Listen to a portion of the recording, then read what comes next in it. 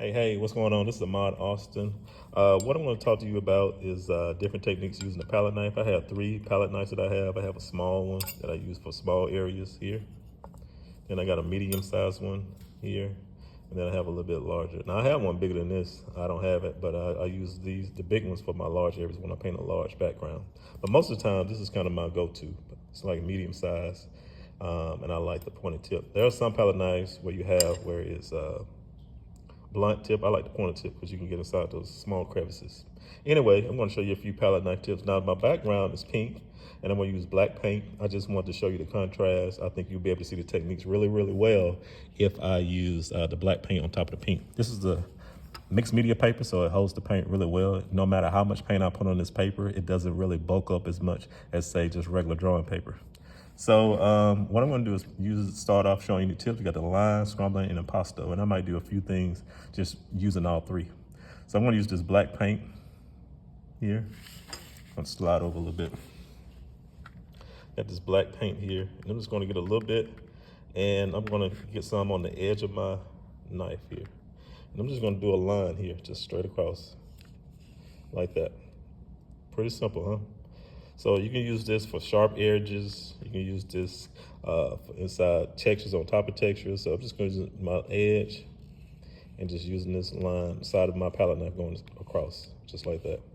You also can use the tip of the palette knife, right here. And you can also kind of do it that way. Now it's a little bit harder, but a lot of times you can use this right here, and I can just drag the paint across like that. Turn it over. It's not just straight, but sometimes I do this when I'm outlining objects and stuff. Even though it's not perfect, I still kind of like it though. One thing I like about painting a palette knife, your painting doesn't have to be perfect. It's impossible to paint a perfect, realistic painting with a palette knife because you're painting with a blade, so that's okay. But I love the look of the palette knife. So even though this line is all kind of crooked and messed up, I still like it in certain situations when I'm painting. So the next thing I'm gonna do is scrumbling. Here I'm gonna get some of this paint over here. Not much, and I'm just going to slide it straight across. I'm going to go up and down right here. I need a little bit more paint. Try it again, like that. And I'm going to go over here on the side, on the other side, just go straight across like that. Okay. And I love this right here, this breakup right here. So when I do some of my paintings, I love showing some of that. And I even like some of the paint here. Let me talk about the paint. I'm kind of ahead of myself. This paint I'm using right here is the Liquitex brand. I love Liquitex Heavy Body. It's a little bit thicker. The only thing about this, it costs a little bit more, but I like this in golden, so I use a lot of this too as well for my smaller paintings. This would be the best because it's much thicker, the Liquitex Heavy Body or the golden Heavy Body. Now I've been buying some Nova paint lately. But it's much thin. I use this for my abstract paintings when I paint with a brush, but I like this painting. But I won't use this for palette knife because it's too thin. The Nova paint is too thin, but I love the color, the richness of it. So, but for the most part for this demonstration, I'm just using regular, basic Liquitex. It's kind of thin, but it still holds the palette knife really well. All right. I feel like I need to do one more scrumbling. I'm just gonna go down a little bit, just go all the way down like that. But I love that right there, okay? All right, impasto is, that's pretty much self-explanatory, just when you get a lot of paint and have it nice and thick, and you just kind of leave it like that. I love that right there, look at that. I'm gonna do another one right here.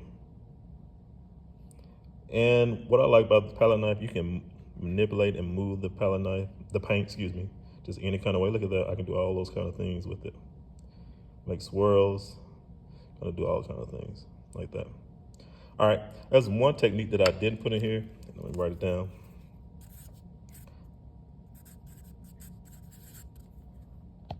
And that is scratching, okay? Let me get my camera right situated. Scratching, I like scratching. I see a lot of this in my jazz painting. And that's when you have the paint nice and thick, but you use the tip of the knife and just kind of scratch through it. And I'll let some of that pink show. I love that right there. Same here, I can do it with here. Just create lines, just using the tip of the palette knife. I can write things in it, write words, so forth. I like that right there. It looks good. I'm gonna smooth this back out right quick. I love wet on wet. So that's another technique. So I'm gonna write that down too. Wet on wet.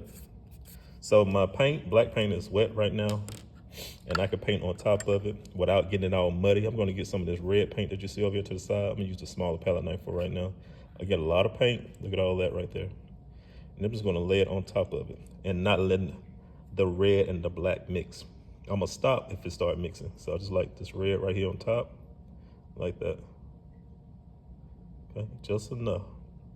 If I keep doing it, it'll start mixing and it'll change the colors of the red and the black. I don't want to do that. I just love that red on top of that black and then on top of this pink. Okay. So this is wet on wet, and I can just I'm just gonna play around with it. You can just kind of move it around like that, even some of that black on there. Again, you don't want to get muddy. Grab a paper towel, wipe it off before it gets muddy. And I can just kind of move it like that. But you see the difference. So sometimes I want that black to show like that on top of that red kind of mix. Sometimes I don't. But I just want you to see what happens when I move it around. So you got the line, scrumbling, impasto, scratching, wet on wet. And I do a lot of wet on wet. Some people wait till the paint dry to paint it on top of it. I like the wet on wet. So I'm going to use all these techniques right quick with just paint like a rose right quick, just so you guys can see. Or the resemblance of a rose. Let me go over here. Get some of this. Hope you guys can see all this color. I'm gonna do it right here. I'm gonna try to do a small one right quick. Let me get some of this red, get a little bit of this black to make it dark. And just watch me right quick. Just kind of go around in circles here. Kind of give the resemblance of a rose. Get some petals.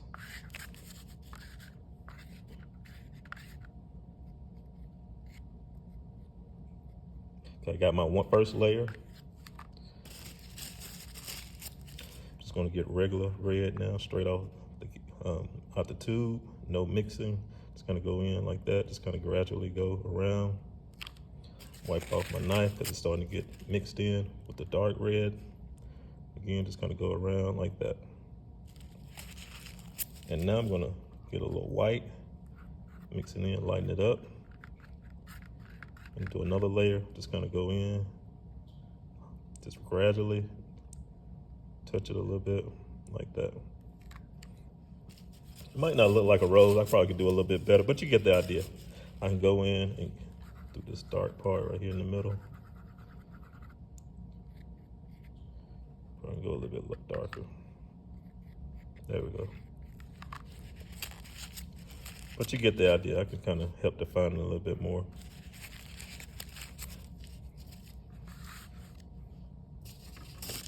I'm a little messy. I'm not as neat as some of the other artists, which is just, I guess, part of my personality, but I'm gonna get some of this white here and just go even another layer.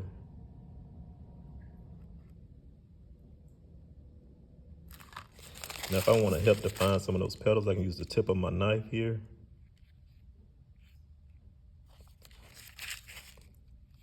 Define some of those petals a little bit like that.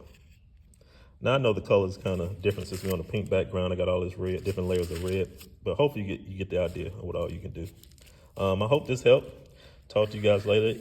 If you're interested in learning more about painting with a palette knife, check out my course, Palette Knife Academy. Just go click on the link in the video, and hope to see you inside. Talk to you later. Peace.